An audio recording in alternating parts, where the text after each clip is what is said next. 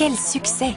Le dernier dimanche du mois d'août, 1800 personnes sont venues dans ce parc à Ouvelet découvrir les récoltes présentées par des passionnés de tomates. Sur les tables, un festival de couleurs, de formes, de textures et de goûts. Plusieurs centaines de variétés différentes étaient rassemblées. Le but, c'est avant tout de privilégier la biodiversité et de faire connaître au public des variétés de tomates que l'on ne rencontre pratiquement pas dans le commerce. Donc, qui sont beaucoup plus goûteuses, qui ont la particularité de pouvoir se ressemer et de ce fait-là sont plus intéressantes que les tomates du commerce. La fête voulait aussi rendre hommage à Luc Fichot, décédé en 2007. Dans son jardin à Falisol, ce pionnier a cultivé, étudié et photographié 1200 variétés de tomates qu'il a sauvegardées, évitant à beaucoup de disparaître. La diversité, c'est un mot-clé pour moi, pour nous, et beaucoup de personnes qui se trouvent ici. Donc c'est aussi bien la diversité légumière que la diversité des idées, la diversité des personnes. Donc c'est l'humain. Voilà.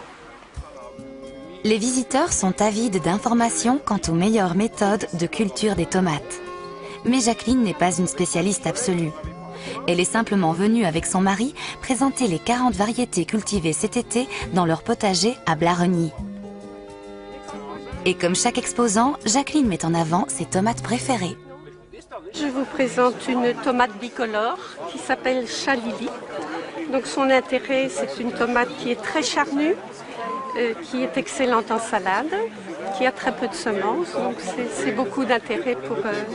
Oui, en plus elle est très jolie. Donc dans un plat, elle donne beaucoup de charme au plat. J'ai ici une variété qui s'appelle Yellow Past. C'est une variété qui est considérée comme disparue, aussi bien par les banques de semences au Canada et aux États-Unis. Et j'ai eu la chance de récupérer cette variété tout à fait disparue et de la cultiver pour la première année. Donc là, je suis très fier de pouvoir rediffuser la semence de cette variété. Et celle-là, la rose de Berne, elle est toujours dans l'air très bonne.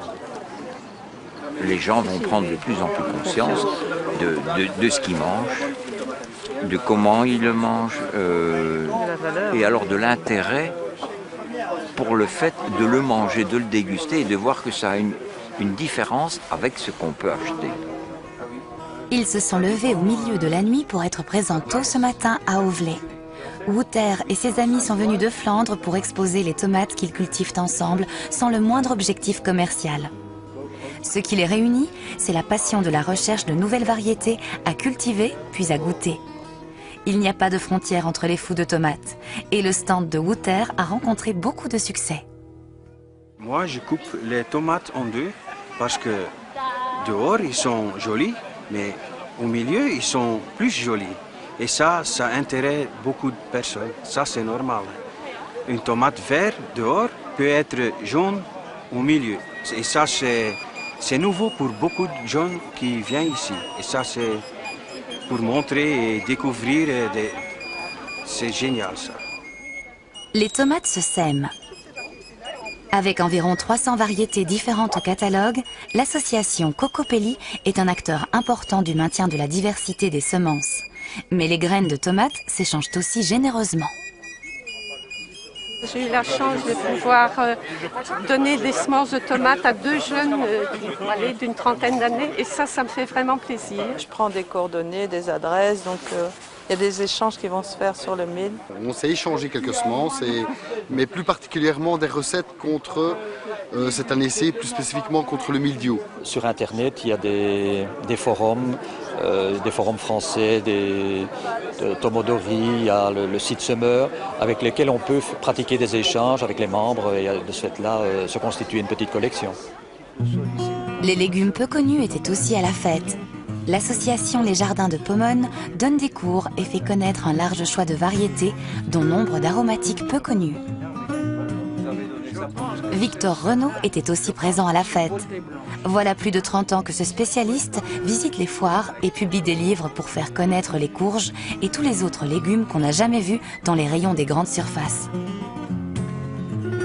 Après les cucurbitacées, après les tomates, ce sont les piments qui mobilisent les jardiniers collectionneurs. Internet permet de dénicher des graines sur tous les continents. Toujours sous serre, on peut aussi partir à la découverte des aubergines, avec leurs différences de forme, de couleur et de goût. Continuellement, des espèces inconnues sont mises à l'honneur par des collectionneurs, comme cette grimpante étonnante, originaire du Caucase. Toute la plante est comestible. En fait, elle se développe en liane, ça pousse très rapidement, ça va recouvrir un treillis sur 3-4 mètres de haut.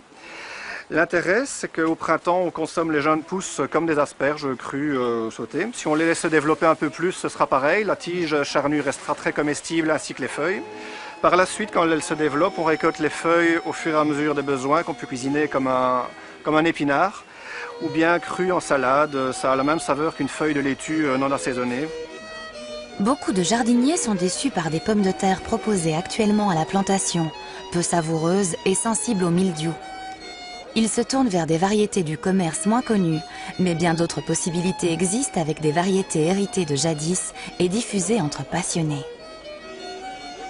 Il n'y a pas que les pommes de terre qu'on peut trouver en grande surface et qui existent un peu dans toutes les régions, des pommes de terre de terroir, et que chacun doit pouvoir y trouver son compte, quoi. On a souvent des problèmes, notamment liés au mildiou. Et il existe quelques variétés qui naturellement ont une résistance justement au mildiou. La diversité des tomates et des légumes se décline aussi sous des formes insoupçonnées. Un passionné de vin de fruits a fait goûter un apéritif liquoreux de sa composition à base de tomates. Tous les légumes du potager sont encore plus étonnants sous les mains de ce sculpteur qui a passionné les enfants. Le succès de cette fête des tomates et des légumes insolites est bien sûr la confirmation d'un grand mouvement actuel. Le potager est de retour pour permettre des récoltes bio riches de goût et de diversité. Cette fête, il faut la perpétuer.